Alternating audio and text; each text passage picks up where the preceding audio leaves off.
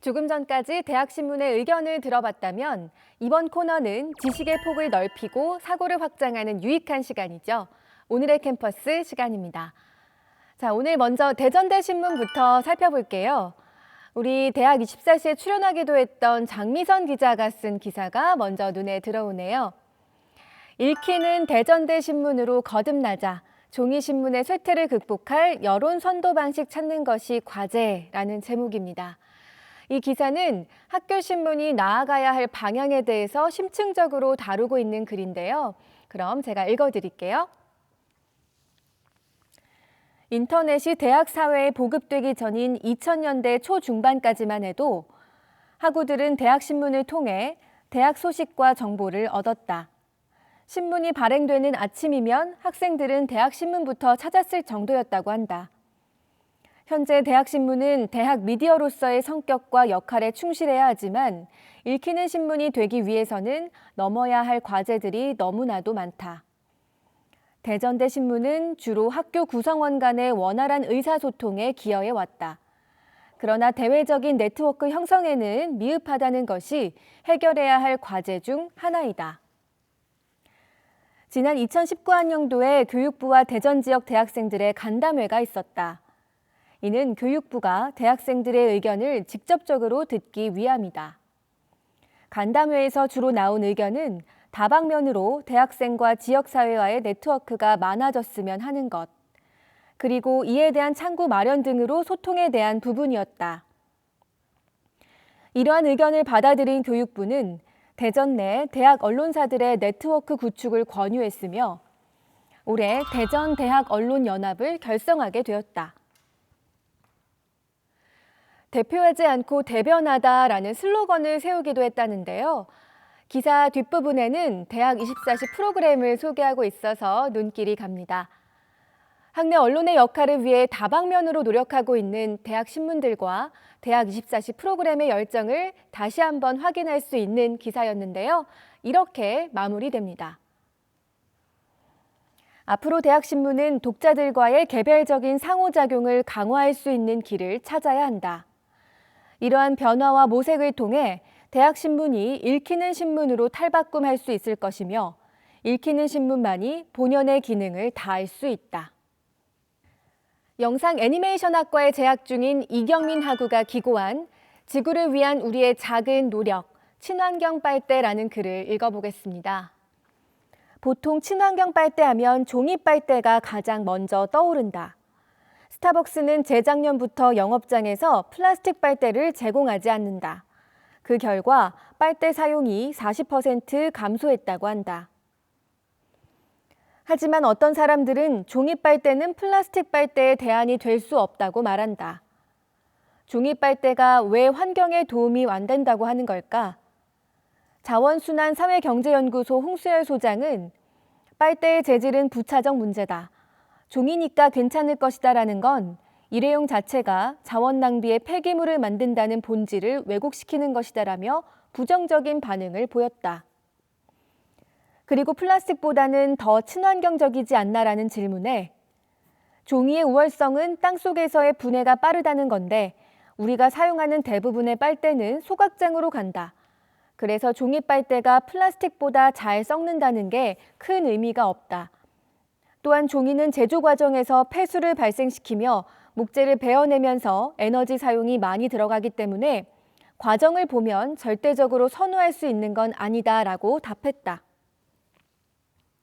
단순히 플라스틱 사용을 줄이는 것만이 환경을 보호하는 일이 아니라는 점을 지적하고 있는데요. 그렇다면 어떤 것이 친환경 빨대인지 궁금해집니다. 글을 계속해서 읽어볼게요. 우선 스테인리스 빨대를 들 수 있겠다. 최근 스테인리스 빨대를 찾는 사람들이 부쩍 늘었는데 스테인리스 빨대는 세척만 하면 계속해서 사용 가능하며 위생적으로도 가장 깔끔하다. 구매 시 빨대 전용 세척용 솔도 얻을 수 있다. 전용 파우치를 사용하면 보다 깔끔하게 휴대할 수 있기에 나도 꼭 구매하고 싶은 제품 중 하나다. 하지만 스테인리스 빨대의 문제점은 세척의 용이성에 있다. 세척용 솔로 닦을 수 있지만 번거로울 수밖에 없어 이를 보완한 개방형 빨대가 개발됐다. 개방형 실리콘 빨대는 빨대를 열 수 있게 만들어 세척 걱정을 덜 수 있으며 세척 과정도 솔보다 훨씬 간편하다. 그리고 쉽게 변형되지 않는 강한 내구성도 장점이다.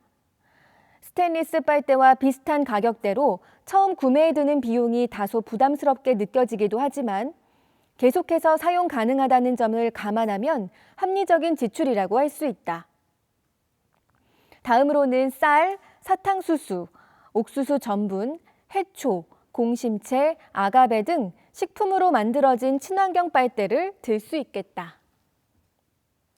이렇게 다양한 소재로 만든 친환경 빨대를 소개하고 있는데요.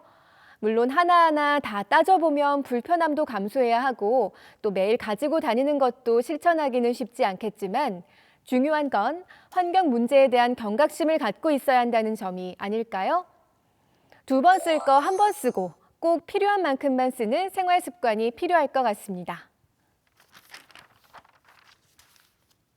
다음으로 강하연, 임주연 기자가 쓴 초중고 객관식 시험 폐지에 관한 학우들의 생각은 이라는 제목의 기사 살펴볼게요.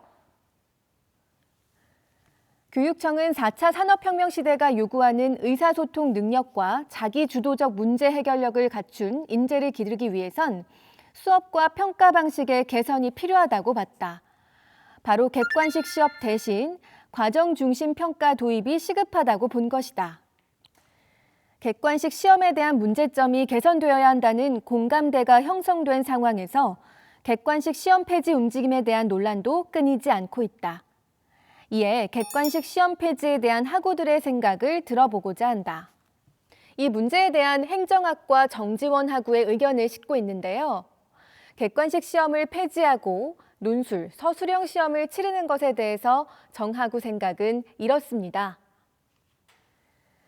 자신만의 정답을 찾을 수 있는 역량 강화의 기회라고 생각한다. 대부분 어린 시절부터 문제집에 의존한 문제풀이를 한다. 더 짧은 시간 내 정확하게 정답을 짚어내는 훈련을 반복해온 것이다. 하지만 문제풀이와 오답 노트를 작성하며 본인이 왜 보기로 나온 문항 중 하나를 정답이라 생각했는지 그 근거를 댈 수 있는 학생은 적다. 주어진 다양한 보기 중 그저 하나만을 골라야 해서 확신이 부족해도 틀린 것부터 걷어내 정답을 찾아내기 때문에 선택의 근거를 댈 수 없다. 그에 반해 서술형 시험과 수행평가 방식은 학생이 스스로 정답을 도출해낼 수 있도록 유도할 수 있다. 본인이 이해한 문제를 서술하며 그에 대한 근거를 제시함으로써 다양한 방면의 시각으로 문제를 볼 수 있는 능력을 기를 수 있다. 이에 반해서 사회복지학과의 홍진성 학우는 논술, 서술형 시험의 또 다른 부작용을 지적하고 있습니다. 학생들의 학력 저하 및 또 다른 사교육 심화를 유발할 수 있다. 현재는 초중 고등학생 때는 시험을 보지 않지만 수능을 보기 위해서 객관식 시험을 훈련한다. 수능 시험 정시를 확대하는 상황에서 앞뒤가 맞지 않는 교육 정책이라고 생각한다. 또한 일부 학부모들은 학교에서 중간 기말 시험이 없어 아이가 어려워하는 공부 범위나 아이의 학업 수준을 파악하고자 사교육 업체의 시험을 이용하는 상황도 발생한다. 이로 인해 다른 측면에서 학생들에게 과도한 학업 부담을 줄 수 있다. 또한 서술형 평가는 학생들이 자신의 생각을 글로 나타내는 사고력을 요구하기 때문에 이해력이 빠르고 어휘력도 풍부한 학생들에게 유리할 수 있으며 상대적으로 그렇지 않은 학생 간의 학력 편차가 발생하고 논술 사교육에 의존하는 상황이 발생한다. 여러분의 생각은 어떠신가요? 정해진 답만을 요구하는 교육 방식은 문제가 있지만 현실적으로 학업 능력을 평가하는 데에는 여러 가지 애로사항이 많은 것 같습니다. 자, 계속해서 동덕여대 학부 만나보겠습니다.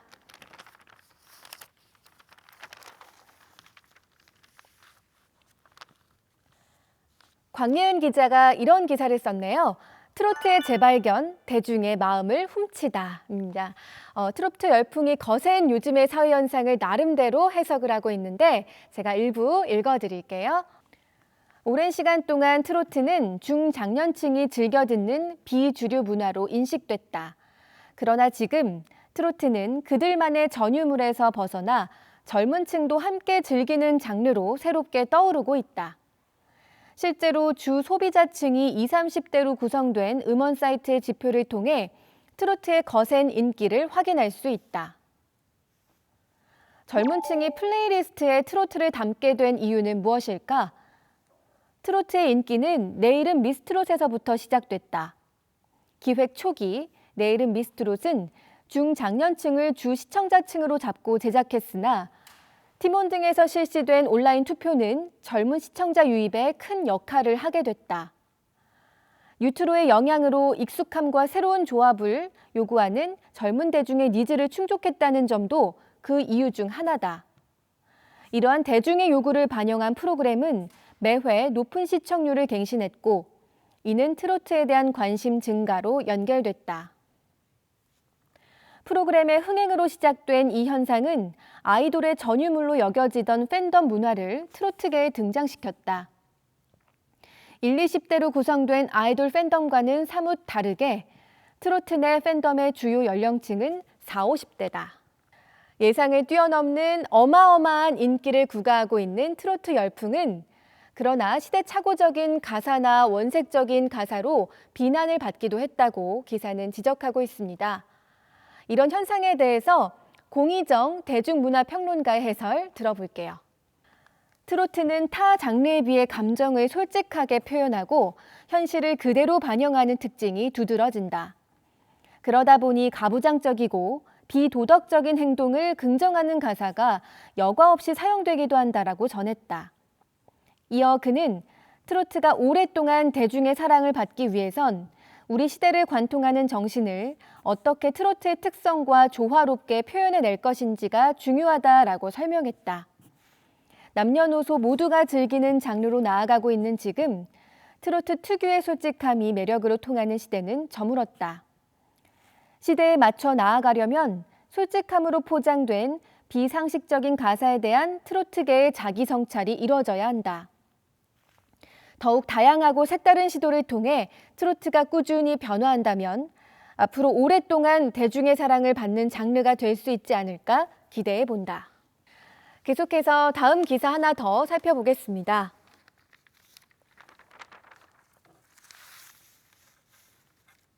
노이즈 기자가 쓴 여성을 얽매는 N번째 메비우스띠는 위의 기사에서 지적한 여성들의 안전 문제에 대한 심각성을 짚고 있습니다. 현재까지 우리나라엔 디지털 성범죄를 소탕할 수 있는 시스템이 제대로 마련돼 있지 않을 뿐더러 N차 피해를 막기 위한 실질적인 대책 또한 미비하다. 실제로 성범죄 영상물을 신고하더라도 정부는 해당 사이트에 대해 접속 차단 조치만 내릴 뿐이다. 여기엔 디지털 성범죄가 발생하는 플랫폼의 대부분이 해외에 거점을 두고 있다는 점도 일조했다.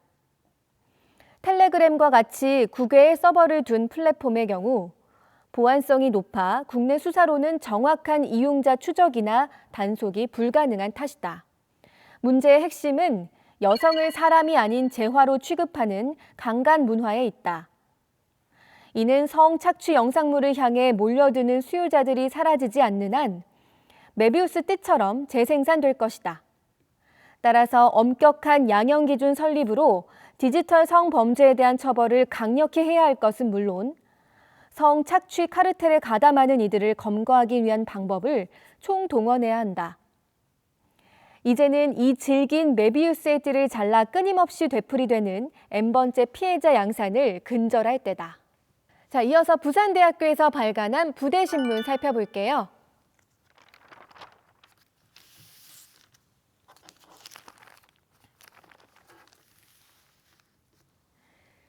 팔면 학술란에 실린 고전 탐독이라는 코너에 어느 날 나는 벌레가 되었다라는 글이 실려 있네요. 이지수 기자가 카프카의 변신을 소개하고 있는 글인데요. 정말 읽기 힘든 고전 중 하나인 변신을 이 글로 대신 읽어보면 어떨까요? 어느 날 당신이 벌레로 바뀐다면 어떨 것 같은가? 프란츠 카프카의 저서 변신은 주인공 그레고르 잠자가 벌레로 변신하며 이야기가 시작된다. 몸이 바뀌기 전 그레고르는 가정의 생계를 책임지는 가장으로 누구보다 일에 열성을 다하는 인물이었다. 현대인이 자본주의의 굴레에서 벗어나지 못하고 있는 것처럼 그 역시 가족보다 일에 신경을 쏟았다. 그런 그는 벌레가 된 후 출근할 수 없다는 사실을 가장 괴로워했다. 더 이상 돈을 벌어오지 못하는 그레고르는 가족에게 찬밥 심세가 되고 만다. 모두가 그를 피하고 제대로 된 음식조차 챙겨주지 않았다. 그러던 어느 날 그의 아버지는 그레고르가 성가신 나머지 사과를 그에게 마구 던진다. 사과에 맞은 그레고르는 커다란 흉터가 남게 되는데 이 상처는 죽기 직전까지 사라지지 않는다. 가족은 점점 그레고르를 진짜 벌레처럼 여겼다. 음식도 제대로 먹지 못한 채 상처가 깊어져만 가던 그레고르는 시름시름 앓기 시작했다. 끝내 그는 쿰쿰한 방에서 외로이 세상을 떠나고 그의 가족은 마음의 짐을 덜었다며 홀가분하게 집을 떠난다. 새로운 희망을 찾은 듯이 가족들은 각자의 소망을 안고 길을 나서며 이야기는 마무리된다. 간략한 줄거리만 들었는데 비참하고 슬픈 마음이 밀려옵니다. 막상 책을 읽으려고 집어들면 도무지 진도가 나가지 않아 힘든 책, 변신과 카프카에 대한 이지수 기자의 설명 이어서 들어볼게요. 시대를 앞선 실존주의 작가 카프카는 현대인에게 하나의 장르로 남아있다. 그중 변신은 자본주의로 인한 인간 소외를 드러낸 대표적인 작품임과 동시에 자전적인 내용이 담긴 글이다. 작품 중 그레고르가 사과를 맞는 장면에도 카프카의 자전적인 이야기가 담겨 있다. 카프카는 어린 시절 아버지에게 핍박받던 외로운 인물이었다. 즉 그레고르에게 남은 흉터는 카프카가 유년 시절 아버지로부터 겪었던 커다란 상처를 의미한다. 변신 이외에도 대부분의 글이 아버지에 대한 원망으로 비롯됨을 살펴보면 아버지는 카프카 장르를 만든 사람이자 카프카를 아프게 했던 양면적인 인물이라 볼 수 있을 것이다. 네, 오늘 대학신문 기사는 여기까지 살펴보고요. 다음 코너로 이동하겠습니다.